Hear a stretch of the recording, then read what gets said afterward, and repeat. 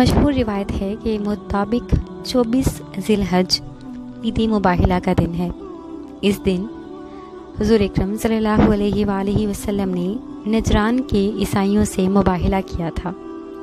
वाक़या यूँ है कि जब हुज़ूर अकरम सल्लल्लाहु अलैहि वसल्लम ने अपनी अबा ओढ़ी, फिर अमीरुल मोमिनीन हज़रत अली अलैहिस्सलाम, बीबी फ़ातिमा ज़हरा सलामुल्लाह अलैहा, हज़रत इमाम हसन और हज़रत इमाम हुसैन अलैहिस्सलाम को अपनी अबा में ले लिया, तब फरमाया कि या अल्लाह, हर नबी के अहले बैत होते हैं और ये मेरे अहले बैत हैं, बस इनसे हर किस्म की ज़ाहिरी और बातिनी बुराई को दूर रख और इनको इस तरह से पाक रख जैसे पाक रखने का हक है।